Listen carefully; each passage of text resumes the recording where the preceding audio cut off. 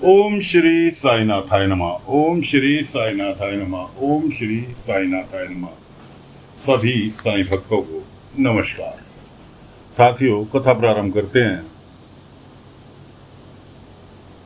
पिछले भाग में आपको सुनाया था कि दासगणु महाराज बाबा की एक कथा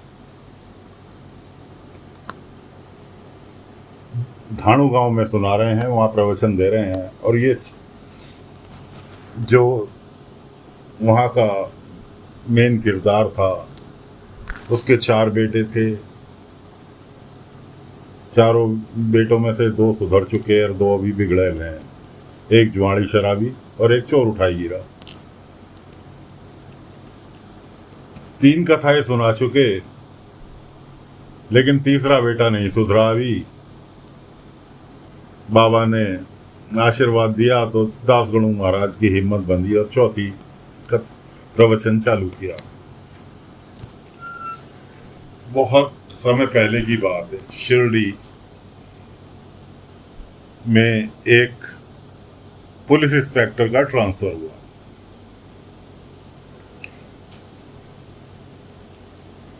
और बहुत ही करप्ट व्यक्ति, नाम था मुनीश्वर, आए दिन शिरडी में कभी किसी दुकानदार से लूटपाट, कभी किसी दुकानदार से लूटपाट, इस तरह के उसके रोज की दिनचर्या थी। एक गरीब परिवार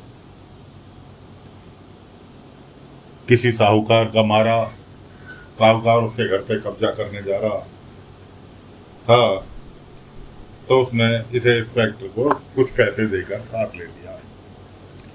अब इंस्पेक्टर ने जो था गरीब परिवार का साथ देने की जगह उसका साहूकार का साथ दिया और उसे घर से बाहर निकाल दिया।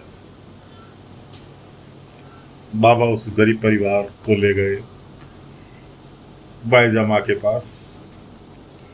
बाईजामा, क्या आप इन्हें कुछ दिनों के लिए अपने यहाँ रख सकते हो? बाईजामा कहने लगी, साईं तुम नहीं भी कहते तो मैं इन्हें रख लेती। ये तो नाम को हमारा घर है, नहीं तो देखा जाए तो घर तो ये तुम्हारा है। खैर जी, वो परिवार बाईजामा के यहाँ रहने लगा।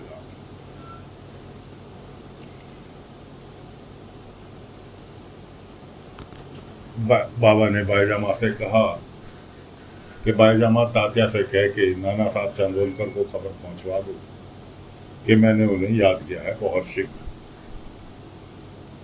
बाबा पहुंचे द्वारका माई। द्वारका माई में मिले केशव।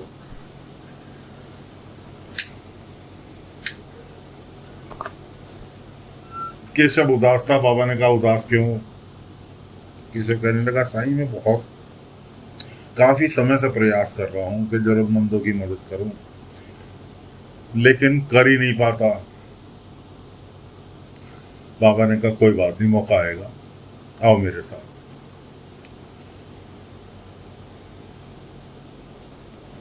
बाबा केशव को लेकर चल दिए। वहां रास्ते में कुम्हार मिला। कुम्हार से कहने लगे कि क्या तुम मेरे लिए एक मूर्ति बना सकते हो? कुम्हार कहने लगा, वाह साईं, ये भी कोई बात है कहने की। बताओ किसकी बनानी है? कि नरसिंह भगवान की मूर्ति बनानी है। कल मारुति मंदिर में नरसिंह भगवान की पूजा होनी है। ठीक है साईं, मिल जाएगी। अगले दिन केशव को साथ लेकर बाबा पहुंच गए कुम्हार के यहाँ। कुम्हार ने मूर्ति तैयार कर दी थी। मारुति मंदिर में केशव के हाथ उसकी पूजा कराई गई। केशव कहने लगा, साईं हर साल तो मालसापति जी करते हैं पूजा, इस साल मेरे हाथों क्यों? बाबा ने कहा, नहीं, कुछ वजह है, इस साल तुम्हारे ही हाथों पूजा होनी है, और जो तुम्हारा ये मदद ना करने वाला कि नहीं कर पा रहा, वो भी सार्थक होगा। फिलहाल सच्चे दिल से पूजा करो। पूजा हो गई। बाबा वहीं बैठे रह गए। चांदोलकर साहब आए। चांदोलकर साहब, केशव भी था। चांदोलकर साहब कहने लगे कि साईं, यहाँ से 100 मील दूर गांव में अकाल पड़ा है, कुछ परिवार तो ऐसे हैं जिन्हें खाना और पानी नसीब नहीं हुआ, तो सरकार की तरफ से उन्हें मदद भेजी जा रही है और हम लोग भी अपनी तरफ से मदद कर रहे हैं। बाबा कहने लगे कि शिरडी की ओर से मैं भी मदद करनी चाहूँगा, केशव मेरे साथ चंदा लेने चलोगे? बाबा जगह जगह घर घर जाकर चंदा इकट्ठा किया। सबसे पहले तो केशव ने ही चंदा दिया। चांदोलकर जी कहने लगे, मैं चाहता हूँ जिस भी गांव से मदद मिल रही है उस गांव का एक बंदा मेरे साथ हो, ताकि कि मदद सुरक्षित जगह पर पहुंच जाए। उधर मुनीश्वर को इस चीज की पता थी कि सरकार की ओर से मदद जाएगी, शिरडी के रास्ते से जाएगी। इन लोगों ने, लाला गंगाराम ने, मुनीश्वर ने, इन लोगों ने उस मदद रूपी खजाने को लूटने का प्रोग्राम बना लिया, डाकुओं के साथ मिलकर। तो चांदोलकर साहब कहने लगे, मैं चाहता हूं शिरडी से केशव तुम हमारे साथ चलोगे? बाबा का इशारा पाकर केशव ने कहा, यह तो मेरे लिए सौभाग्य की बात होगी। ऐसे ही नीम गांव से एक व्यक्ति कोपर गांव से, जिस गांव से चंदे के रूप में मदद हुई थी, वहां से एक एक बंदा। अब शाम का वक्त था, तय ये हो गया पुलिस वालों की सुरक्षा लगाई गई, साथ में हर गांव का एक बंदा।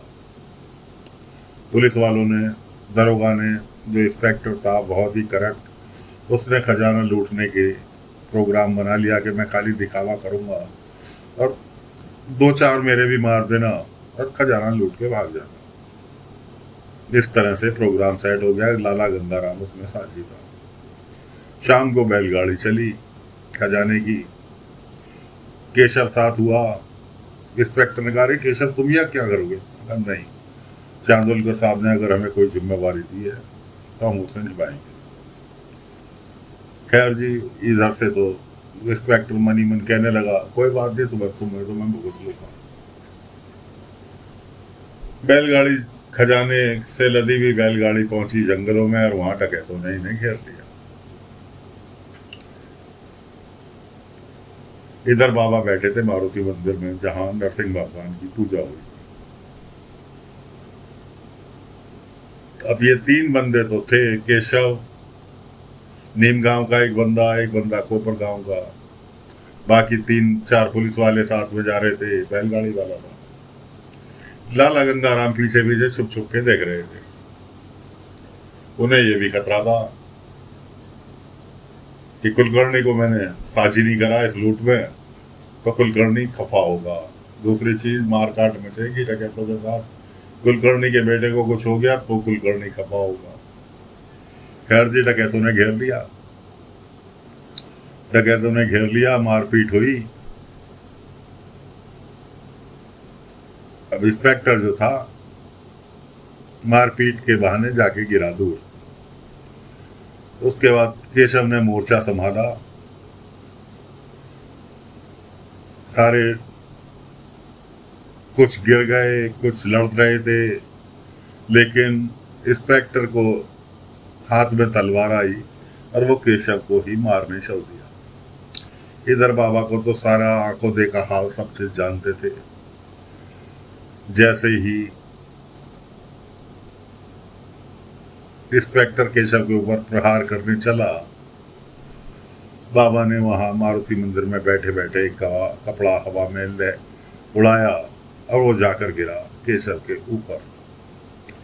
और उसके बाद जब केशव ने वो कपड़ा हटाया तो पुलिस इंस्पेक्टर को केशव का चेहरा जो दिखाई दिया, नरसिंह भगवान का चेहरा दिखाई दिया, नरसिंह भगवान का रूप दिखाई दिया केशव के रूप।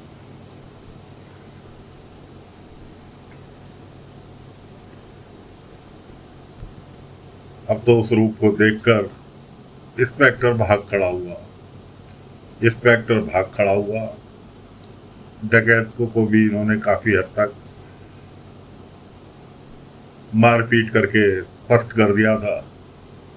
अब डकैतों की भी भागने की बारी आई, लेकिन भागते भागते डकैत केशव को बोल गए क्या हमें पीछा छुड़ा के हमें अकेला छोड़ के भाग गया। अरे हिस्सेदार तो भी था इस लूट में। इस तरह से इंस्पेक्टर के लिए बोल गए। खैर डकैत लड़ झगड़ के भाग गए, जो कुछ पिट के भाग गए, कुछ लड़ के भाग गए। इस तरह से खजाना छोड़ के डकैत गए भाग। खजाना जहां पहुंचना चाहिए था वहां पहुंच गया गरीबों की मदद के लिए। अब इंस्पेक्टर जो भागा तो भागते भागते गिर गया जाके गड्ढे में गिर गया, टांग में फ्रैक्चर हो गया। जैसे तैसे उसके पुलिस वाले उसे उठा के उसके घर पहुंचाया। उधर उस पुलिस वाले की बीवी बहुत ही रहमदिल, बहुत ही भगवान को मानने वाली, मतलब कहने का पुलिस इंस्पेक्टर की बीवी बिल्कुल उसके अपोजिट।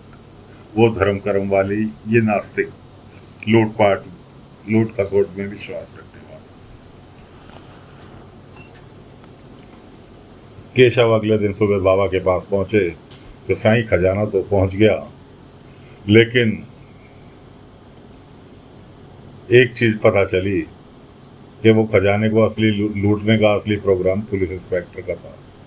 बाबा ने कहा मैं जानता हूं, लेकिन तुम फिलहाल शांत रहो और थक गए होंगे, जाकर आराम करो। केशव को भेज दिया। बाबा पहुंचते हैं इंस्पेक्टर के घर। इंस्पेक्टर की मल्लम पट्टी वैद ने कर दी। पता लगा इंस्पेक्टर को कि उसकी पत्नी घर छोड़ के चली गई।